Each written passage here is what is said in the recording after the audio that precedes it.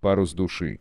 Люди воспринимают самих себя и внешнее проявление мира только в качестве материальных объектов. Все материальные объекты имеют одну общую энергоинформационную сущность, не поддающуюся обычному восприятию. Это то, что находится в пространстве вариантов и определяет поведение материальной реализации. Язык абстрактных обозначений, которым мы привыкли пользоваться, описывает только внешнее проявление энергоинформационной сущности. Саму эту изначальную сущность невозможно однозначно описать на языке обозначений разума, отсюда такое множество философских и религиозных течений. Наше восприятие сформировалось таким, какое оно есть, потому что с детства нас учили концентрировать внимание на отдельных элементах. Смотри, какая ляля. Это твои ручки, а это ножки. А это твоя кашка. Вон птичка полетела. Настройка восприятия происходит на протяжении всей жизни. Разум постоянно приводит любые внешние данные в соответствии со сложившимся шаблоном описания мира.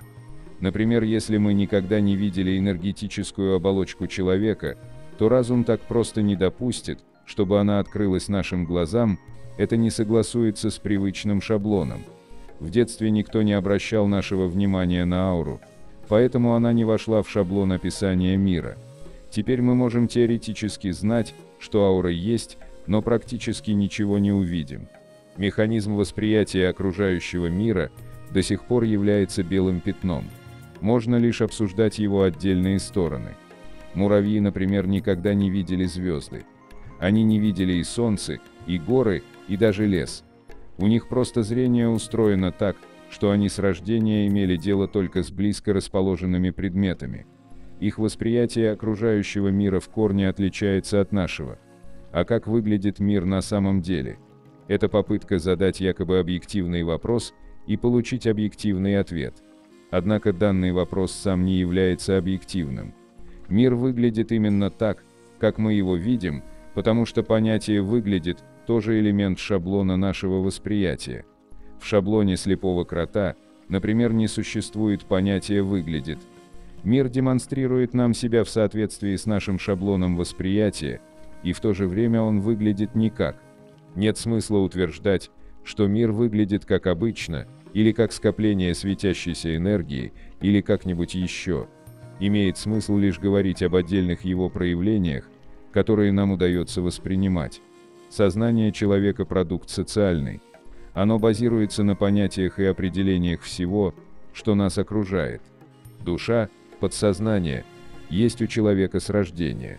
Сознание же приходит тогда, когда все окружающее определено понятиями и определениями на человеческом языке. Но мир существует не потому, что люди описали его с помощью своих понятий. Душа человека в этом отношении всегда остается безграмотной. Она не понимает человеческий язык. Она понимает лишь то, что мы привыкли считать ощущениями. Сначала возникает мысль, а уж потом она оформляется в слова. Можно думать без слов. Вот это и есть язык, понятный подсознанию. Первичны не слова, а мысли. С подсознанием бесполезно говорить на языке разума. Далеко не все можно выразить с помощью существующего набора понятий. Как вы заметили, мне так и не удалось внятно растолковать, что же такое есть внешнее намерение. К счастью, у людей все-таки остался один способ универсального выражения произведения искусства. Это то, что понятно без слов. Язык души понятен всем, это язык вещей, сделанных с любовью и охотой. Когда человек идет к заветной цели через верную дверь, а точнее, занимается истинно своим делом, он создает шедевры. Именно так рождается то, что называется искусством. Можно окончить консерваторию и сочинять бесцветную музыку, которая даже не запоминается. Можно рисовать пустые картины, делая это технически безукоризненно. Однако никому не придет в голову считать их шедеврами. Если же о предмете можно сказать в этом что-то есть, тогда его можно считать произведением искусства.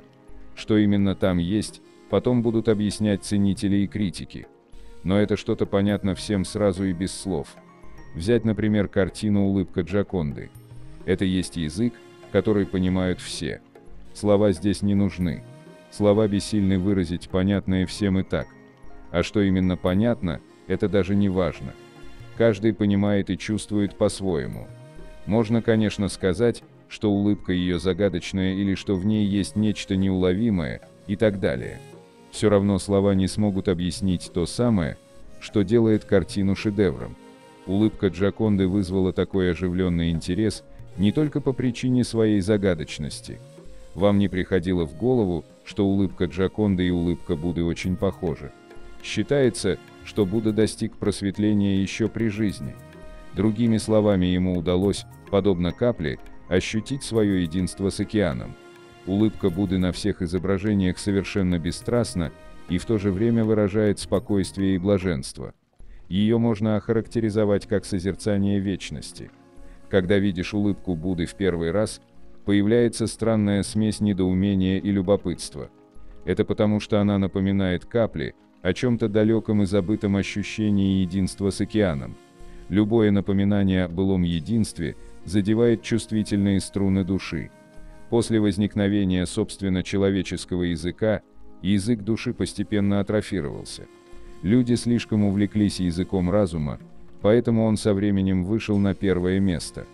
Даже то, как это произошло, оформлено в рамках понятия разума искаженно, в форме легенды о Вавилонской башне, согласно которой боги разгневались на людей за то, что те решили построить сооружение до небес, поэтому смешали их языки, и все перестали друг друга понимать. По сути, большинство мифов и легенд является правдой, но правдой в интерпретации понятия разума. Возможно, высокая башня служит метафорой, выражающей могущество, которое получили люди, когда обрели способность осознанно формулировать свою волю на языке разума. Как уже говорилось, душа может ощущать ветер внешнего намерения, но она не способна поставить парус, чтобы использовать этот ветер. Парус устанавливает воля разума. Воля является атрибутом осознанности. Полет бессознательной души по ветру внешнего намерения происходит спонтанно, неуправляемо. Именно осознанность разума дает возможность целенаправленно изъявлять волю. На начальной стадии, когда языки души и разума не были столь разобщены, единство души и разума достигалось легко.